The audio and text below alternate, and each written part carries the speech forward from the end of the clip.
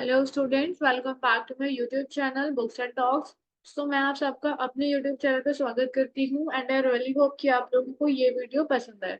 तो प्लीज आज हम यार BLLB के 6th सेमेस्टर की यूनिट सेकंड आज हम इस वीडियो में डिस्कस करेंगे, ठीक है। तो आज हम इस वीडियो के अंदर जो हमारे कॉन्स्टिट्यूशनल प्रोविजन है एनवायरनमेंट से रिलेटेड वो डिस्कस करेंगे, CRPC के, IPC के, PIL के और एनवायरनमेंट लॉ के। ठीक है, तो मेरी आप सबसे एक ही रिक्वेस्ट है कि प्लीज वीडियो के लास्ट तक बने रहिएगा।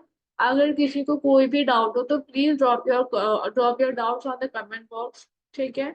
और एक बात और कि आप मैंने ना इसका जो PDF है आपको डायरेक्टली हिंदी में या फिर इंग्लिश में आपको मिल जाएगा और आप PDF डायरेक्ट डिस्क्रिप्शन पे से डाउनलोड कर लेना, ठीक है। PDF का लिंक मैंने डिस्क्रिप्शन में डाल दिया है, हिंदी वालों के लिए भी और इंग्लिश वालों के लिए भी।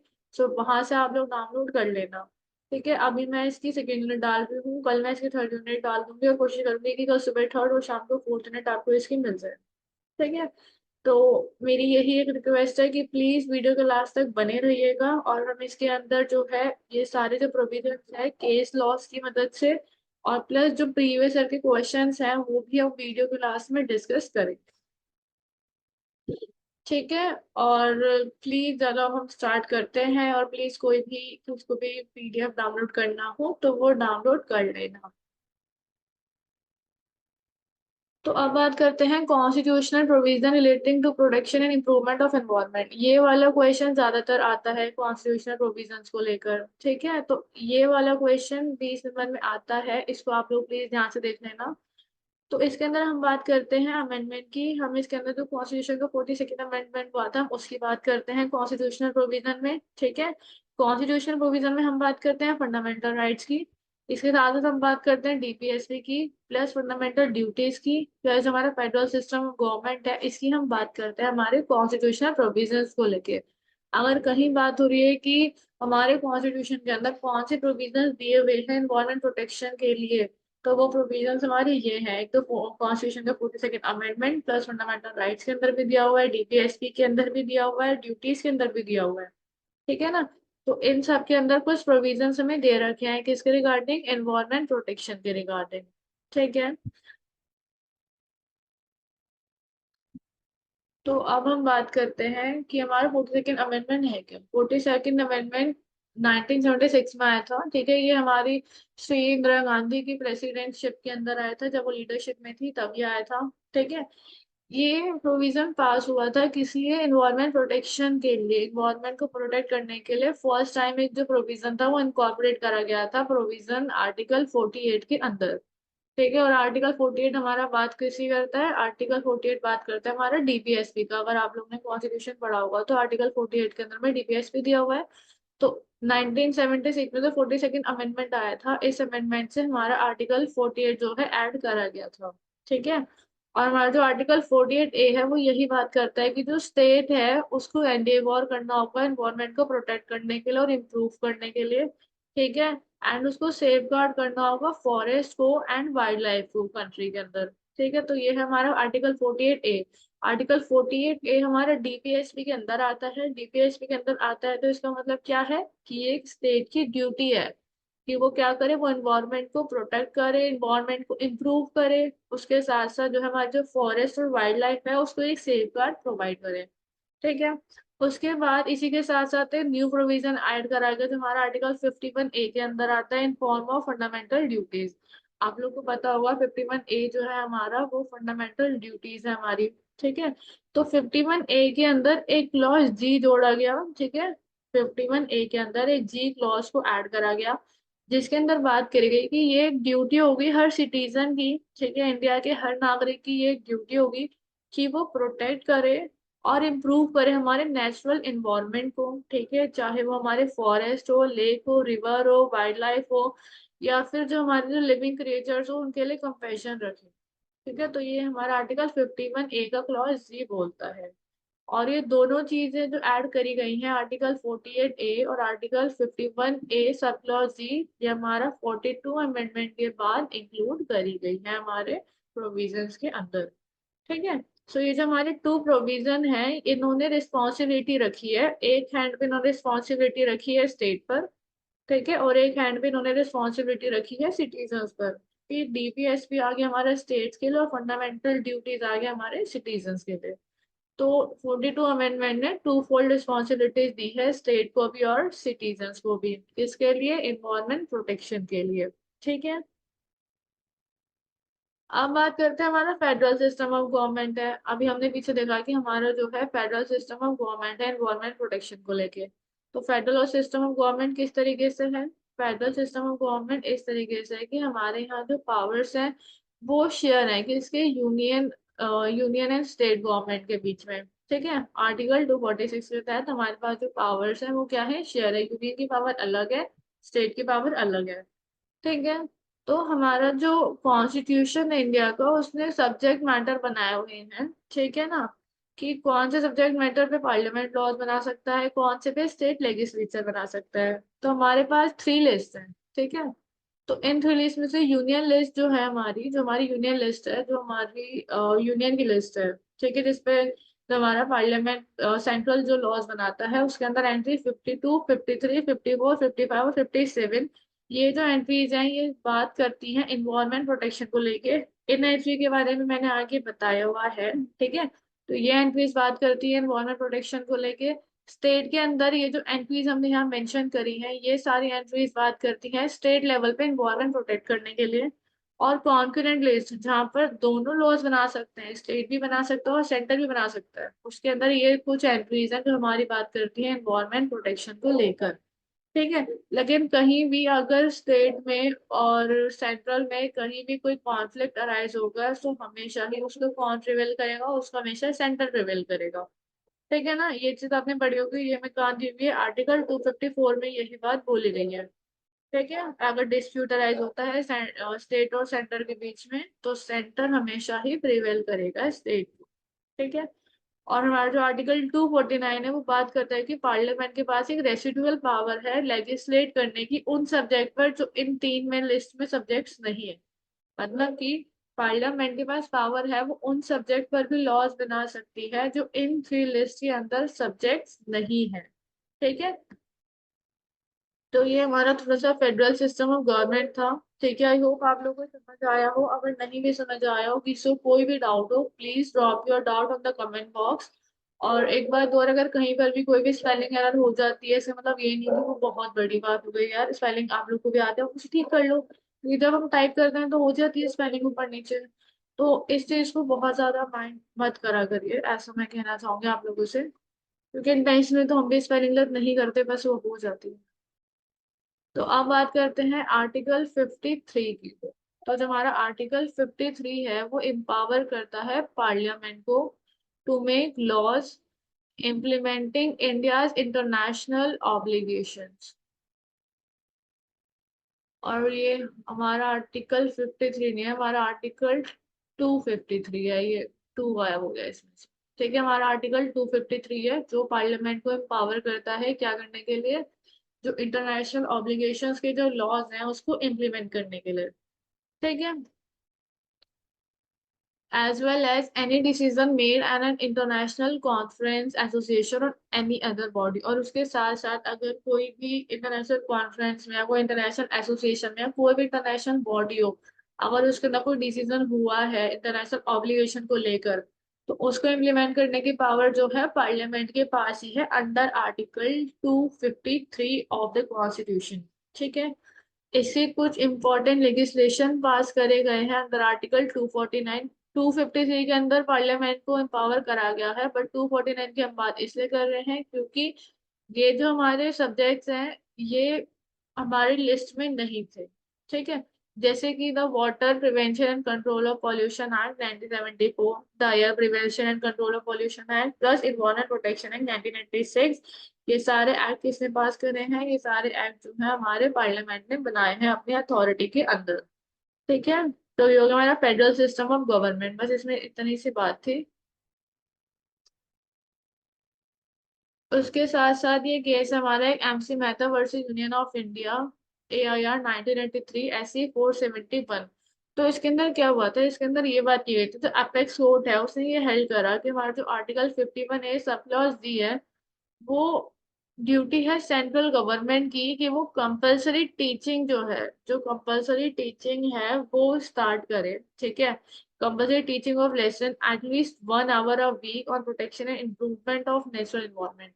इस केस के अंदर एमसी मेहता ने ये बोला था, मतलब इसके अंदर मैंने अपील डाली थी तो जजमेंट ये आया था कि कंपलसरी, आप अभी इन्वायरमेंट लॉ पढ़ रहे हो क्योंकि कंपलसरी टीचिंग इस वजह से करा गया है कि कम से कम हफ्ते में 1 घंटे जो है सबको इन्वायरमेंट प्रोटेक्शन और इम्प्रूवमेंट के लिए उन लोगों को पढ़ाया जाए एजुकेशनल इंस्टीट्यूशंस में। तो इस चीज को कंपलसरी टीचिंग करने के लिए ये आया था डिसीजन। ठीक है, इसके अंदर एपेक्स कोर्ट ने डायरेक्ट करा था सेंट्रल गवर्नमेंट को कि जो टेक्स्ट बुक है, रिटर्न जो टेक्स्ट बुक है इस सब्जेक्ट के ऊपर, वो जो है एजुकेशनल इंस्टीट्यूशंस में फ्री ऑफ कॉस्ट प्रोवाइड कराई जाए। ठीक है, तो ये केस था MC Mehta versus union of India, जिसके अंदर इन्वायरमेंट प्रोटेक्शन को जो है एज अ कंपलसरी टीचिंग कर दिया गया था। उसको कंपलसरी कर दिया गया था कि बच्चों को हफ्ते में 1 घंटे इन्वायरमेंट प्रोटेक्शन और इम्प्रूवमेंट के ऊपर जो है एक लेक्चर प्रोवाइड करा जाए। ठीक है, और उसके साथ साथ जो टेक्स्ट बुक्स हैं वो बच्चों को प्रोवाइड करी जाए फ्री ऑफ कॉस्ट। ये बात बोली गई कि इसमें MC Mehta versus union of India के केस में। अब बात करते हैं T Damodar Rao versus SO municipal corporation Hyderabad. इसमें क्या हुआ था, इसके अंदर पॉइंट आउट करा गया था कि वो इसके अंदर आर्टिकल 48A और 51A सब लॉ जी को पॉइंट आउट करा गया। इसमें कहा गया कि जो प्रोटेक्शन ऑफ एनवायरनमेंट है वो सिटीजन्स की ड्यूटी नहीं है, बट इस ये जो है इसकी जो ऑब्लिगेशन है वो स्टेट पर भी होना चाहिए, स्टेट की जो अदर ऑर्गन्स है इंक्लूडिंग कोर्ट्स उन पर भी होना चाहिए। इस केस के अंदर ये बात करी गई थी कि जो एनवायरमेंट प्रोटेक्शन है वो सिर्फ ये नहीं कि सिर्फ हम सिटीजन है तो सिर्फ वो हमारी फंडामेंटल ड्यूटीज है, नहीं। आर्टिकल 48A के अंदर ये चीज बोली गई ना डीपीएसपी की कि स्टेट को भी जो है प्रोटेक्ट करना है एनवायरमेंट को। लेकिन जो हमारी डीपीएसपी है वो कोर्ट में इन्फोर्सिबल नहीं है। ठीक है ना, तो इसके अंदर यही बात करी गई कि जो आर्टिकल 48A है वो प्लस 51AG है, इसके अंदर कुछ ऑब्लिगेशंस लगाई जाए ताकि स्टेट भी और जो अदर ऑर्गन्स भी हैं इंक्लूडिंग कोर्ट, वो लोग भी इन्वायरमेंट प्रोटेक्शन के ऊपर काम करे। वो ड्यूटी सिर्फ सिटीजन्स की नहीं होनी चाहिए, वो ड्यूटी स्टेट की भी होनी चाहिए और कोर्ट्स की भी होनी चाहिए, ऐसा इस केस के अंदर कहा गया। ठीक है, किसी को कोई भी डाउट हो so please guys, please students अपने जो डाउट्स हैं वो कमेंट बॉक्स में ड्रॉप कर देना। ठीक है, अब बात करते हैं लेक्यूना इन लॉ। अब लेक्यूना मतलब कि ड्रॉबैक क्या थे। आर्टिकल 51AG का एक ड्रॉबैक था जो कि ये था कि जो हमारा फंडामेंटल ड्यूटीज का जो स्कोप है वो सिर्फ लिमिटेड है। ठीक है, और सिर्फ लिमिटेड है, उसके अंदर forest, lake, reverse and wild life की बात करी गई है। बट उसके अंदर जो नॉन सिटीजन्स है उसके ऊपर कोई ऑब्लिगेशंस नहीं लगाई गई। मतलब क्या, अगर नॉन सिटीजन्स है मतलब इंडियन सिटीजन पे तो ऑब्लिगेशन है कि उन्हें फंडामेंटल ड्यूटीज को फुलफिल करना है। ठीक है, बट जो नॉन सिटीजन है उनका क्या, क्या वो कभी भी आके कुछ भी कर सकते हैं? नहीं ना, क्या वो इंडिया के फॉरेस्ट को खराब कर सकता है क्योंकि उनके पास तो ड्यूटी है ही नहीं। तो ये एक लेक्यूना है हमारा आर्टिकल 51A सब क्लॉज जी के अंदर। ठीक है, कि जो फंडामेंटल ड्यूटी है वो हमारे सिर्फ इंडियन सिटीजन्स के लिए है एनवायरमेंट को लेके। तो इसमें बात करी गई है कि ऑब्लिगेशन जो है नॉन सिटीजन्स पर भी इम्पोज करनी चाहिए। अब बात करते हैं हम लिस्ट की, जो हमने पीछे अभी लिस्ट देखी थी, यूनियन लिस्ट, स्टेट लिस्ट और कॉन्करेंट लिस्ट। तो जो हमारी यूनियन लिस्ट है उसकी एंट्री 52 बात करती है इंडस्ट्रीज की। ठीक है, 53 बात करता है regulation and development of oil, seeds and mineral resources की। 54 बात करता है regulation of mines and minerals development की। तो ये जो यूनियन लिस्ट के ये जो टाइटल है ये सब बात कर रहे हैं हमारे एनवायरमेंट से रिलेटेड चीजों की। ठीक है, यूनियन लिस्ट में स्टेट लिस्ट की जो एंट्रीज हैं वो बात कर रही है, जैसे कि एंट्री 6 बात कर रही है पब्लिक हेल्थ एंड सैनिटेशन की। ठीक है, और उसके साथ साथ हमारा जो 14 है वो बात कर रहा है एग्रीकल्चर की, पॉल्यूशन और प्रिवेंशन ऑफ प्लांट डिसीजेस उस चीज की बात कर रहा है। 18 बात करता है land that is save right and over the land. तो ये सारी चीजें बात किसी कर रही है, ये सब चीजें हमारे एनवायरमेंट की बात कर रही हैं, क्योंकि एनवायरमेंट सिर्फ हवा पानी नहीं है, एनवायरमेंट वो सारी चीजें हैं जो हमारी आसपास की सराउंडिंग है। ठीक है, चाहे वो ऊपर एक लैंड हो या कुछ भी हो, बस हमारा किसका पार्ट है, एनवायरमेंट का ही पार्ट है। ठीक है, तो इसमें गैस एंड गैसियस वर्क की भी बात करी गई है। तो इन सब चीजों के ऊपर कुछ रिस्ट्रिक्शंस इम्पोज भी करी गई है और कुछ लाइबिलिटीज भी दी गई है। ठीक है, तो ये कुछ एंट्रीज थी यूनियन लिस्ट और स्टेट लिस्ट की। आई नो कि ये यूनियन लिस्ट और स्टेट लिस्ट की एंट्रीज को ऐसे पर्टिकुलरली नहीं पूछता है, लेकिन अगर आपको अपना पेपर थोड़ा ज्यादा अट्रैक्टिव बनाना है या अच्छा बनाना है तो उसके लिए बेटर है आप एंट्रीज की हेडिंग तो लिख ही सकते हो। बाकी हमारा जो फंडामेंटल राइट है, ठीक है, इसका जो पार्ट 3 है मतलब हमारे फंडामेंटल राइट से बेसिकली कॉन्स्टिट्यूशन के पार्ट 3 के अंदर दिए गए हैं, ठीक है। तो हमारे फंडामेंटल राइट कहाँ से हैं, आर्टिकल 12 से लेके 35 तक, ठीक है। तो हमारा जो आर्टिकल 15(2) सब क्लॉज बी है, यही बात करता है कि प्रोहिबिशन होना चाहिए डिस्क्रिमिनेशन का किसी भी ग्राउंड पर, चाहे वो रिलीजन हो, कास्ट हो, सेक्स हो, प्लेस ऑफ बर्थ हो, या फिर कोई भी ग्राउंड हो इनमें से, या फिर पब्लिक प्लेसेस को यूज करने के ऊपर। तो ये क्या बात करता है, 15 आर्टिकल 15 बेसिकली बात करता है प्रोहिबिशन ऑफ डिस्क्रिमिनेशन की बात करी गई, ठीक है। तो इसी के अंदर बात करी गई है कि जो पब्लिक प्लेस है वो पार्ट है हमारे ह्यूमन इन्वायरमेंट का, ठीक है, and should be made available to the public, और ये जो है पब्लिक के लिए अवेलेबल होने चाहिए, ठीक है। ये बात इसके अंदर करी गई, ठीक है। तो यही बात आर्टिकल 15 बात करता है हमारा फंडामेंटल राइट। तो इन्वायरमेंट के लिए ये भी एक राइट है कि यार आप सब एज एन ह्यूमन, आप सबको राइट है, आप किसी पब्लिक प्लेस पे जा सकते हो, उसको यूज कर सकते हो बिना किसी डिस्क्रिमिनेशन के। हमारा आर्टिकल 21 कहता है कि कोई भी पर्सन डिप्राइव नहीं होना चाहिए उसकी लाइफ और उसकी पर्सनल लिबर्टी से, जब तक कि कोई प्रोसीजर स्टेब्लिश ना करा गया हो लॉ के द्वारा। तो क्या हुआ था, Maneka Gandhi versus union of India का केस था 1978 का। इसमें क्या था, इसके अंदर ये था, right to live in daily environment is a part of article 21। इस केस के अंदर सबसे पहले बात की गई थी कि आपका एक अधिकार है कि आप डेली इन्वायरमेंट में जियो, ठीक है ना। तो ये हमारा किस केस के अंदर कहा गया, ये हमारा मेनका गांधी के केस के अंदर कहा गया। बेसिकली आप एक अच्छे इन्वायरमेंट में जियो, ये आपका राइट है, ठीक है। ये नहीं कि पूरी साइड पॉल्यूशन पॉल्यूशन हो गया है, सांस नहीं ली जा रही है, तो ये ऐसा नहीं है कि आप इसके खिलाफ आवाज नहीं उठा सकते हो, आप आवाज उठा सकते हो, क्योंकि एक अच्छे एनवायरनमेंट में जीना आप लोगों का एक फंडामेंटल राइट है, ठीक है। अब इसके अंदर एक केस है, ये रूरल लिटिगेशन एंटाइटलमेंट केंद्र वर्सेस स्टेट ऑफ यूपी। इस केस को हम देहरादून क्वायरिंग केस के नाम से भी जानते हैं। कौन से केस के नाम से, देहरादून क्वायरिंग केस। अब इसके अंदर क्या हुआ, ये एक ऐसा फर्स्ट केस था जिसके अंदर कोर्ट ने इन्वॉल्व करा इन्वायरमेंटल एंड इकोलॉजिकल बैलेंस की इसके अंदर बात करी गई, ठीक है। ये जो था RLF मतलब रूरल लिटिगेशन जो था, इसने एक लेटर दिया सुप्रीम कोर्ट को, इन्होंने इसमें कंप्लेन करी इलीगल एंड अनऑथोराइज माइनिंग की इन मसूरी इन देहरादून बेल्ट। इसमें बात करी गई थी कि इलीगल और अनऑथोराइज माइनिंग हो रही थी मसूरी देहरादून बेल्ट के अंदर, ठीक है। तो एज अ रिजल्ट क्या हुआ, जो इकोलॉजी थी मतलब वहां का जो सराउंडिंग था उससे उस चीज से एडवर्सली अफेक्ट पड़ा, ठीक है। और उससे क्या हो गया, उससे इन्वायरमेंटल डिसऑर्डर हो गया। और उससे क्या हुआ, जो सुप्रीम कोर्ट ने प्लीड करा लेटर को एज अ रिट पिटिशन, तो सुप्रीम कोर्ट ने उधर क्या करा, वो जो लेटर था उसको एज अ रिट पिटिशन उसको प्लीड करा गया अंडर आर्टिकल 32 ऑफ कॉन्स्टिट्यूशन। और इसमें डायरेक्ट करा गया है कि ये जो काम कर रहे हैं इलीगल माइनिंग को उसको स्टॉप करा जाए, अंडर एनवायरमेंट प्रोटेक्शन एक्ट 1896 के अंदर उनको ये गाइडेंस दी गई, ठीक है।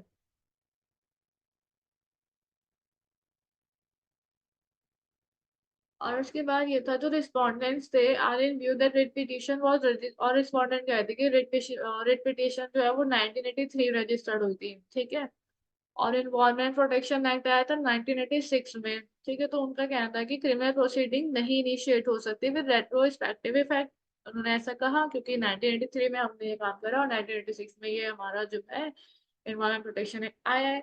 लेकिन कोर्ट ने इस लिया को रिजेक्ट करते हुए कहा, रिस्पोंडेंट को हेल्प करा कि provision of the procedural law, मतलब कि कोर्ट ने डायरेक्ट करा सेंट्रल एंड स्टेट गवर्नमेंट को कि यार नेसेसरी स्टेप लिए जाएं इलीगल माइनिंग को मतलब कि स्टॉप करने के लिए, ठीक है। और जो रिफॉरेस्टेशन था मतलब उस एरिया में इन्होंने जो माइनिंग करी उससे जो इन्होंने डिफॉरेस्टेशन करी उसको रिफॉरेस्टेशन करने की बात करी गई, ठीक है। मतलब कि इनको ऑर्डर दिया गया कि जो तुमने अब इन्वायरमेंट पूरा खराब करा है, जो तुमने पेड़ वेड़ काटे हैं, जो भी तुमने डिफॉरेस्टेशन करा है जिससे लोगों को दिक्कत हुई है, तो अब तुम ही उसको रिफॉरेस्टेशन करोगे। तो इसी केस में बात करी गई थी इकोलॉजिकली और इन्वायरमेंटली दोनों चीजों को बैलेंस करने की, ठीक है।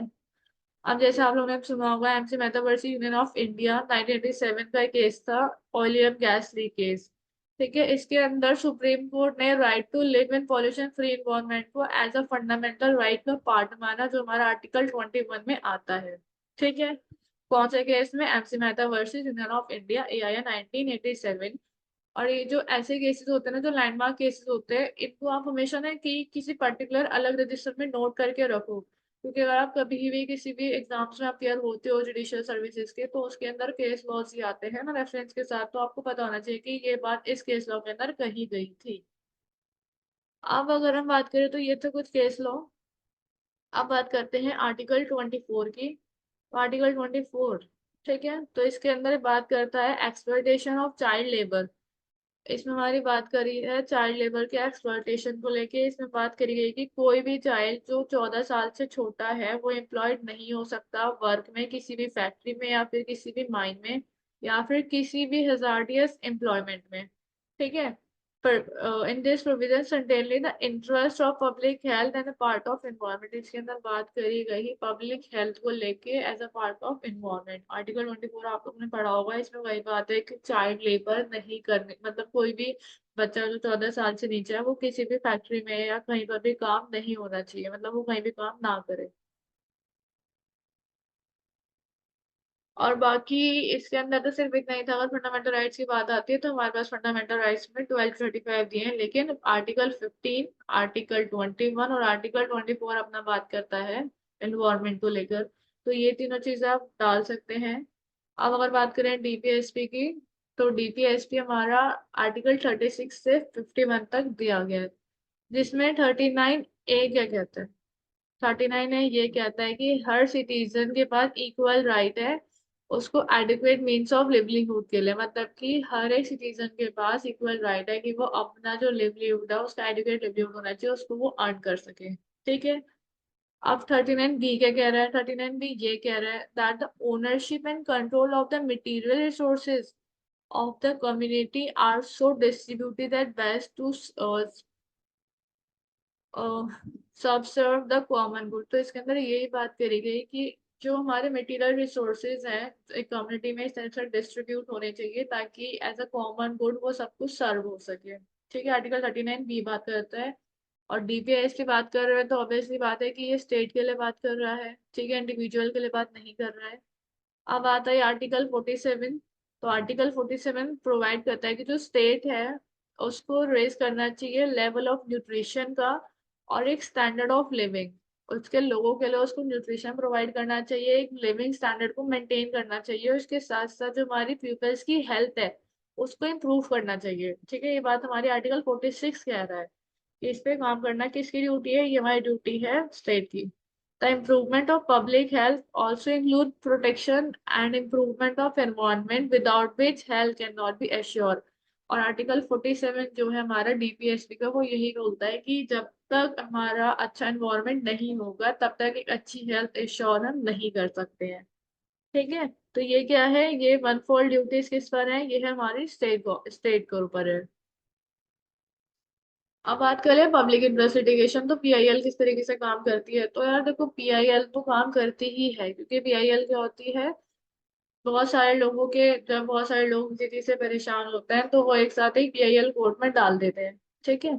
तो PIL case the subject matter of litigation is typically against the violation of human rights, ठीक है। तो पीआईएल क्या होता है? बेसिकली जो वायलेशन होता है ह्यूमन राइट्स का या फिर पूवर्स का या हेल्पलेस का किसी भी कंटेंट को लेके, तब हम पीआईएल डालते हैं, ठीक है, चाहे वो कंटेंट गवर्नमेंट पॉलिसीज का हो या फिर किसी का भी हो। उसके बाद बात करी जाएगी जो petitioner seeks to challenge them for public cause for the benefit of all society. In this litigation a जज प्ले अ लार्ज रोल। आपको पता है इसमें पिटिशनर चैलेंज करता है, पर ये किसके लिए होता है? ये बेनिफिट इसको पूरी सोसाइटी का मिलता है, पूरी सोसाइटी को इस चीज का बेनिफिट मिलता है। और लिटिगेशन के अंदर जज जो है काफी इंपॉर्टेंट रोल प्ले करते हैं in organizing and shaping the litigation and this supervising the implementation of relief. क्योंकि यार पीआईएल काफी लोग मिलकर डालते हैं, तो इसमें जज ही तो एक इम्पोर्टेंट रोल प्ले करिए ना कि वो एक ऐसा डिसीजन दे जिनसे जो लोग हैं उन सबको रिलीफ मिले और उसको जो इम्प्लीमेंटेशन हो उनके राइट्स का, ठीक है। अब जैसे कि केस है ये Tarun Bharat Singh Sangh versus union of India AIR 1992। इस केस के अंदर क्या हुआ? सुप्रीम कोर्ट ने ऑब्जर्व करा that PIL should not be treated as the usual litigation petitioner. उन्होंने कहा कि पीआईएल को हम as a usual litigation petitioner नहीं समझेंगे, ठीक है। Concern for environment ecology and the wildlife should share by the government. तो इन्होंने यही बोला कि जो पीआईएल है उसको हम एज अ यूजुअल लिटिगेशन की तरह ट्रीट नहीं करेंगे। ठीक है, तो बेसिकली हमारे इन्वायरमेंट इकोलॉजी के कंसर्न के लिए है। ठीक है, तो ये बात करी गई हमारी तरुण भरत सिंह के केस के अंदर। आई नो लेक्चर थोड़ा सा ये बड़ा हो जाएगा, बट अगर किसी को कोई भी डाउट हो प्लीज यार अपना डाउट जो है कमेंट बॉक्स में ड्रॉप कर देना। तो अब हमने पढ़े, पीछे हमने पढ़े कॉन्स्टिट्यूशनल प्रोविजंस, ठीक है, जिसके अंदर हमने फंडामेंटल राइट्स पढ़ा, अमेंडमेंट पढ़ा, प्लस हमने फेडरल सिस्टम पढ़ा, उसके साथ साथ हमने डीपीएसपी पढ़ा। तो ये चार पांच चीजें किस में आ गई, ये आ गई हमारी कॉन्स्टिट्यूशनल प्रोविजंस में। अब बात करते हैं आईपीसी के अंदर कौन से प्रोविजंस दिए गए हमारे एनवायरमेंट प्रोटेक्शन को लेके। तो हमारे आईपीसी के अंदर भी प्रोविजंस दिए गए हैं, जिसमें से हमारे जो सेक्शन 268 है वो कहता है कोई भी एक्ट या कोई भी ओमिशन जो इंजरी कॉज करता है किसी भी पर्सन को तो पॉल्यूटिंग बाय द इन्वायरमेंट, मतलब कि कोई भी ऐसा एक्ट या फिर कोई भी ऐसा मिशन जो इंजरी करता है किसी भी व्यक्ति को कि वो जो इन्वायरमेंट पॉल्यूट कर रहा है। तो आर्टिकल 268 ये कहता है कि कोई भी नॉइस पॉल्यूशन हो उसको भी हम पनिशेबल करते हैं under article 2 under section 290 of IPC. ठीक है, और हमारा जो 290 सेक्शन है वो यही कहता है कि आप पे फाइन लग सकता है ₹2000 का। तो मतलब 268 बस वही बात कर रहा है कि आप गवर्नमेंट को पॉल्यूट कर रहे हो जिससे दूसरे बंदे को इंजरी हो रही है, तो इस केस के अंदर आपको आईपीसी का 290 सेक्शन लगेगा। ठीक है, इवन के रमन क्रिस्टान वर्सेस स्टेट के अंदर ये बोला गया था, कोर्ट ने ये हेल्प करा कि अगर आप स्मोक करते हो पब्लिक प्लेस पे तो इसे एज ए क्राइम कैटेगराइज करा गया है, क्योंकि इससे आप एक पब्लिक न्यूसेंस क्रिएट कर रहे हो जो कि हमारे पनिशेबल है अंडर सेक्शन 290 ऑफ आईपीसी। ठीक है, तो ये के रमन कृष्णा केस के अंदर कहा गया। अब आया 277, ये है falling water of public spring और रिजर्वेरियर। कोई भी पर्सन करप्ट करता है या फिर फॉल करता है किसी भी वाटर को, किसी भी पब्लिक स्प्रिंग से या फिर किसी भी सर्वाइवर से, या फिर render it less the purpose for which it ordinary use, मतलब कोई भी पर्सन है कोई किसी वाटर को करप्ट कर रहा है, जो वाटर फॉल हो रहा है उसको करप्ट कर रहा है, या फिर कोई पब्लिक के लिए कोई वाटर है उसको वो खराब कर रहा है, तो उस केस में क्या होता है, उस केस में उसको 3 महीने की इम्प्रिजमेंट मिल सकती है या फिर उससे ₹500 का फाइन भी लग सकता है। तो ये बात कर रहा है हमारा आईपीसी का सेक्शन 277। ठीक है, अब बात करते हैं 278, making atmosphere noxious to the health. अगर कोई भी पर्सन हमारा जो एटमोसफेयर है उसको नॉक्सियस बना देता है हेल्थ के लिए, तो क्या होता है, कोई भी अगर कोई भी पर्सन है जो वॉलेंटरली स्पॉइल कर रहा है हमारे एटमोसफेयर को, ठीक है, और कोई भी place in order to making noxious, कोई भी पर्सन है वॉलेंटरली हमारे एटमोसफेयर को जो है नॉइजेस बना रहा है, वॉलेंटरली एटमॉस्फेयर को खराब कर रहा है या फिर कोई भी ऐसे प्लेस को खराब कर रहा है, ठीक है, तो इसमें क्या होगा, और वो भी ऐसे प्लेस पर जहाँ पर लोग रहते हैं, जहाँ पे लोग रह रहे हैं, जहाँ पे लोग अपना बिजनेस कर रहे हैं, जहाँ पे लोग आते जाते हैं वहां पर, ठीक है, तो उसको पनिशमेंट मिलेगी फाइन के अंदर अप टू ₹500, उससे 500 से ज्यादा उसको फाइन लग सकता है। ये बात करता है हमारा आर्टिकल टू से सेक्शन 278। अब बात करते हैं सेक्शन 428, बात करते हैं mister by killing meaning animal of value of ₹10। अगर कोई भी एनिमल की माइनिंग करता है ₹10 जिनकी वैल्यू है, तो उनको 2 साल तक की इम्प्रिजमेंट हो सकती है या फिर उन पर फाइन लग सकता है। ठीक है, मतलब कि कोई भी किसी जानवर को मार रहा है या उसको पॉइजन दे रहा है या उसको मेम्ड कर रहा है किसी भी एनिमल को जिसकी वैल्यू 10 है या फिर उससे ज्यादा है, तो उसको पनिशमेंट मिलेगी 2 साल की, प्लस उसको फाइन भी लग सकता है या फिर दोनों। अब सेक्शन 429 यही बात करता है कि अगर कोई मिस किल कर रहा है, पॉइजन कर रहा है, मेनिंग कर रहा है किसी भी एनिमल को जिसकी वॉर ₹50 है, उसको 5 साल की जेल हो सकती है, फिर उसको फाइन हो सकता है। अब ये वाले प्रोविजंस ये जो हमारे सेक्शन आईपीसी के, ये उन लोगों के लिए अच्छी है जो वाकई में पेट लवर्स है, जो डेली देखते हैं कोई किसी जानवर को मार रहा है या फिर कोई जबरदस्ती किसी जानवर को मार रहा है या कोई कुछ भी कर रहा है, उन लोगों के लिए काफी बेनिफिट है, क्योंकि आईपीसी के सेक्शन से पता होता है ना तो दूसरे बंदे को बोलने में इजी रहता है ना, थोड़ी हवा भी दिखा देते हैं कि भाई देख फालतू में ऐसे हरकतें मत करो। बाकी अब बात करते हैं सीआरपीसी एंड एनवायरमेंट लॉ। तो हमारा जो एनवायरमेंट पोल्यूशन है ये एक पब्लिक न्यूसेंस है, क्योंकि एनवायरमेंट से ऐसा तो नहीं है सिर्फ एक ही पर्सन को दिक्कत हो रही है, एनवायरमेंट दिक्कत तो पब्लिक लेवल पर होगी ना। तो एनवायरमेंट क्या है, environment pollution is a type of public nuisance.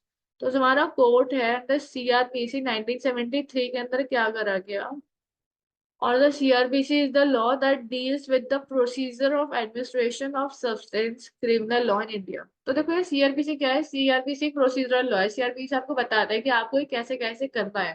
ठीक है, आईपीसी बता रहा है कि ये चीज है, इसके अंदर ये चीज दी गई है, बट सीआरपीसी आपको उसका प्रोसीजर बता रहा है। ठीक है, तो सीआरपीसी हमारे प्रोसीजरल लॉ है। ठीक है, तो हमारा जो सेक्शन 13 है सीआरपीसी का, अंडर चैप्टर 10 ऑफ सीआरपीसी, ये बात करता है maintenance of public order and tranquility, that is from section 133 to 144 ए के अंदर दी गई है, जिसके अंदर बात करी गई है मार्टिनगैलिटी पब्लिक न्यूसेंस की, इसके अंदर बात करी गई है। ठीक है, कहाँ से, section 133 to 144 A of CrPC. तो हमारे जो प्रोविजन है पब्लिक न्यूसेंस के अंदर चैप्टर 10 ऑफ सीआरपीसी, तो वो कौन से प्रोविजन है, एक तो आगे सेक्शन 133 और सेक्शन 134। तो 133 बात करता है deals with a conditional order for removal of nuisance. ये एम्पावर करता है हमारे डिस्ट्रिक्ट मैजिस्ट्रेट को कि वो जो न्यूसेंस है उसको स्टॉप कर सकता है। ठीक है, उसके बाद हमारा सेक्शन 134 है, वो बात करता है कि सर्विस ऑफ सम्मन्स और नोटिफिकेशन ऑफ ऑर्डर। ठीक है, और ये जो बात करता है, it can only resort when order is not served in manner provide. तो ये सम्मन इशू की बात करता है, नोटिफिकेशन इशू की बात करता है दूसरी पार्टीज के लिए। ठीक है, तो 133 बात किसी कर रहा है, अगर कहीं पे भी पब्लिक न्यूसेंस हो रही है तो हमारा जो डिस्ट्रिक्ट मैजिस्ट्रेट है उसके पास पावर है कि वो उस न्यूसेंस को स्टॉप कर सकता है। उसके साथ साथ 134 बात करता है सम्मन्स और नोटिफिकेशन इशू करने के उस ऑर्डर को। ठीक है ना, तो ये बात करता है हमारा सीआरपीसी का, जो हमारे एनवायरनमेंट के रिगार्डिंग दिया गया है। अब बात करते हैं आर्टिकल सेक्शन 137 जो है वो डील करता है with the procedure where the existence of public right is denied. 137 बात कर रहा है प्रोसीजर की जहाँ पर जो हमारे जो पब्लिक राइट्स है उसको डिनाइड करा हो। तो it is also applies to those cases only where there is no decision about the existence of right by any competent civil court and strong evidence in support of the against any magistrate। मतलब ये apply करता हूँ उन cases के अंदर जहाँ पे कोई डिसीजन नहीं हुआ उनके राइट्स को एग्जिस्टेंस को लेके, ना ही सिविल कोर्ट के अंदर। ठीक है, तो उस केस में क्या होता है, स्ट्रॉन्ग एविडेंसेस रखे जाते हैं सपोर्ट करने के लिए। ठीक है, तो अगर कोई भी ऐसे केस है जो पब्लिक कोई भी पब्लिक राइट्स को डिनाई कर रहा है तो वो हमारे 137 के प्रोसीजर के थ्रू अपने राइट्स को ले सकता है। अब अगर बात करी जाए प्रीवियस ईयर के क्वेश्चंस की, तो हमारा ये क्वेश्चन देखो ये आया हुआ है, discuss provision relating to protect environment under Indian constitution. मतलब कि provision relating to protection of environment के इसमें डिस्कस कर, इसके अंदर आपको जो कॉन्स्टिट्यूशन के प्रोविजन है वो डिस्कस करने हैं। तो कॉन्स्टिट्यूशन के प्रोविजन में वो सब आ जाएगा, हमने तो पीछे पढ़ा है। फंडामेंटल राइट्स आ जाएगा, डीपीएसपी आ जाएगा, अमेंडमेंट आ जाएगा, फेडरल सिस्टम आ जाएगा। ठीक है, ये चारों पांचों चीजें इसके अंदर आ जाएंगी। हम्म, अब बात करते हैं discuss the role of PIL in protection of environment, illustrate your answer with the help of case laws. तो पीआईएल की इंपॉर्टेंस क्या है यार, पीआईएल की काफी ज्यादा इंपॉर्टेंस हमने पीछे पढ़ा है, क्योंकि पीआईएल जो है काफी पब्लिक का बेसिस पे हमें एक जो है पीआईएल डालते हैं कोर्ट में, और जो हमारी एनवायरनमेंट को पीआईएल होती है उसको एज अ कॉमन लिटिगेशन नहीं हम उसको कंसिडर करते हैं। ठीक है ना, तो और पीआईएल के केसेस हमने अभी पीछे देखे हैं, दो तीन केसेस हैं पीछे, वो आप इसके अंदर डाल सकते हो पीआईएल के। अब मैं explain the provision of section 133 of CrPC in relation to environment protection act. तो 133 की आप इसमें बात कर सकते हो। 133 में है ना कि हमारा जो मजिस्ट्रेट है उसके पास पावर होती है कि जो भी इंसान हमारे एनवायरमेंट को खराब कर रहा है, जो भी कोई पब्लिक न्यूसेंस क्रिएट कर रहा है, तो उसके खिलाफ आप डिस्ट्रिक्ट मजिस्ट्रेट के पास जा सकते हो, आप वो चीज इसके अंदर एक्सप्लेन कर सकते हो। ठीक है, अब I discuss the constitutional remedies in relation to environment protection act. इसके अंदर भी आप जो कॉन्स्टिट्यूशन रेमेडीज हमने पढ़ी है वो आप इसके अंदर बात कर सकते हो। इवन आर्टिकल 21 जो है आप इसके अंदर वो भी डिस्कस कर सकते हो। और फर्दर ये आप आर्टिकल 32 और 226 भी डिस्कस कर सकते हो, जिसके अंदर आप एससी और हाई कोर्ट में जा सकते हो अपना जो फंडामेंटल राइट्स आपके वायलेट हुआ है उसके लिए। ठीक है, क्योंकि एक अच्छा इन्वायरमेंट आप लोगों का फंडामेंटल राइट है। अब बात करते हैं, India is the first country in the world to provide constitutional protection or to environment comment citing the constitutional provision। देखो कॉन्स्टिट्यूशनल प्रोविजन का ये भी आया हुआ है, ठीक है, कॉन्स्टिट्यूशनल प्रोविजन का ये भी आया हुआ है, प्लस ऊपर भी आया हुआ है, तो कॉन्स्टिट्यूशनल प्रोविजन के क्वेश्चन आ ही जाते हैं इन्वायरमेंट को लेकर, ठीक है। और इंडिया ऐसी पहली कंट्री है क्योंकि इसके अंदर हमें इंडिया में हमने पीछे देखा कि हमारे पास कितने सारे कॉन्स्टिट्यूशनल प्रोविजंस दिए गए हैं, ठीक है। इसके साथ साथ इंटरनेशनल मीटिंग्स हुई है उसके भी हमने प्रोविजंस बनाए हुए हैं। तो ये चीज आप इसमें नोट डाउन कर देना, ठीक है। और अगर किसी को कोई भी डाउट हो, कोई भी प्रॉब्लम हो, प्लीज यार आप अपने डाउट जो है कमेंट बॉक्स में लिख सकते हैं, ठीक है। और ये जो हमने क्वेश्चन डिस्कस करे, जो हमने डिस्कस करे इसके अंदर, उन क्वेश्चंस में अगर किसी को प्रॉब्लम हो तो वो भी बता सकते हो। बाकी बेस्ट ऑफ लक आप लोगों के एग्जाम के लिए, और बस मेरी एक ही छोटी सी रिक्वेस्ट है कि मेरे चैनल को सब्सक्राइब कर दीजिए, वीडियो को लाइक कीजिए। और यार आई एम रियली सॉरी, मैं जब अभी पढ़ाई थी तब मैंने देखा कि इसमें ज्यादा स्पेलिंग मिस्टेक हो जाती है, लेकिन जो मैंने पीडीएफ डाला है उसमें वो स्पेलिंग मिस्टेक आपको नहीं मिलेगी, ठीक है। और बस आज के लिए इतना ही, बाकी मेरे चैनल के साथ बने रहिएगा। Thank you so much guys for watching my video.